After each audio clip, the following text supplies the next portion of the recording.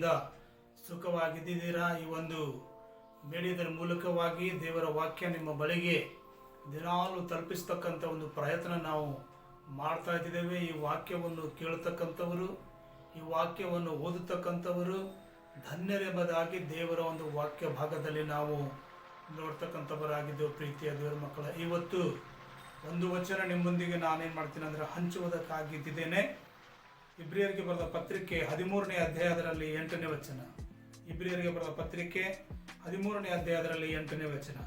ಯೇಸು ಕ್ರಿಸ್ತನು ನಿನ್ನೆ ಇದ್ದ ಹಾಗೆ ಇವತ್ತು ಇದ್ದಾನೆ, ನಿರಂತರವೂ ಹಾಗೆ ಇರುವನು. ದೇವರ ಒಂದು ವಾಕ್ಯವೇ, ಯೇಸು ಕ್ರಿಸ್ತನು ನಿನ್ನೆ ಇದ್ದ ಹಾಗೆ ಇವತ್ತು ಇದ್ದಾನೆ. ನಮ್ಮ ದೇವರು, ನಮ್ಮ ಯೇಸುವು, ನಮ್ಮ ರಕ್ಷಕನು ಆತನೇನು ಮಾಡ್ತಾನೆ ಅಂದ್ರೆ ನಿನ್ನೆ ಇದ್ದ ಹಾಗೆ ಆತನು ಇವತ್ತು ಕೂಡ ಇರ್ತಕ್ಕಂಥ ಒಂದು ದೇವರಾಗಿದ್ದಾನೆ. ಪ್ರೇರೆ, ನಾನಾದರೂ ಇಲ್ಲದೆ ಹೋಗುತ್ತೇನೆ, ನೀವಾದರೂ ಇಲ್ಲದೆ ಹೋಗುತ್ತೀರಿ. ದೇವರ ವಾಕ್ಯ ಹೇಳ್ತಕ್ಕಂಥದ್ದಾಗಿದೆ. ಇವತ್ತಿನ ದಿನದಲ್ಲಿ ಅನೇಕರು ಕಷ್ಟಗಳಿಗೆ ಗುರಿ ಆಗ್ತಾ ಇದ್ದಾರೆ, ಮರಣಗಳಿಗೆ ಗುರಿ ಆಗ್ತಾ ಇದ್ದಾರೆ.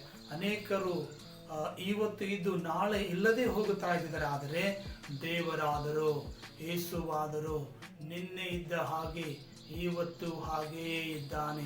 ನಿರಂತರ ಏನು ಮಾಡ್ತಾನಂದ್ರೆ ಹಾಗೆ ಏನು ಮಾಡ್ತಾನಂದ್ರೆ ಆತನು ಇರ್ತಕ್ಕಂಥ ಒಂದು ದೇವರಾಗಿದ್ದಾನೆ. ಪ್ರೀತಿಯ ದೇವರ ಮಕ್ಕಳೇ, ಹಲ್ಲೆಲೂಯ. ಅದಕ್ಕೋಸ್ಕರ ಆ ದೇವರ ಬಳಿಯಲ್ಲಿ ನಾವು ಪ್ರಾರ್ಥನೆ ಮಾಡಿದವರಾಗಿ, ವಾಕ್ಯ ಓದುವವರಾಗಿ, ಆತನಲ್ಲಿ ಭಯ ಭಕ್ತಿ ಉಳ್ಳವರಾಗಿ ನಾವು ನಡೆಯುವಾಗ ನಾವು ಇರ್ತಕ್ಕಂಥವರಾಗಿದ್ದೇವೆ. ಪ್ರೇರೆ, ಅನೇಕರು ರೋಗಗಳಲ್ಲಿ ಗುರಿಯಾಗಿ ಮರಣವನ್ನು ಹೊಂದುತ್ತಾರೆ. ಕೆಲವೊಬ್ಬರು ಆಕ್ಸಿಡೆಂಟ್ಗಳಲ್ಲಿ ಸಾಯ್ತಾ ಇದ್ದಾರೆ, ಹೃದಯ ಅಪಘಾತಗಳು ಮಡಿತಾ ಇದ್ದಾರೆ. ಪ್ರೇರೆ, ಆದರೆ ಯೇಸು ಕ್ರಿಸ್ತನಾದರೂ ನಿನ್ನೆ ಇದ್ದ ಹಾಗೆ ಇವತ್ತು ಇದ್ದಾನೆ, ನಿರಂತರವೂ ಹಾಗೆ ಇರ್ತಕ್ಕಂಥ ಒಂದು ದೇವರು ಯೇಸುವಾಗಿದ್ದಾನೆ. ಯೇಸುವನ್ನು ನಂಬೋಣ, ದಾರಿಯಲ್ಲಿ ನಡೆಯೋಣ. ಯೇಸು ಸ್ವಾಮಿ ನಮ್ಮೆಲ್ಲರಿಗೆ ಒಳ್ಳೇದು ಮಾಡ್ತಕ್ಕಂಥ ಒಂದು ದೇವರಾಗಿದ್ದಾನೆ. ಎಲ್ಲರಿಗೂ ಜಯ ಕ್ರಿಸ್ತ.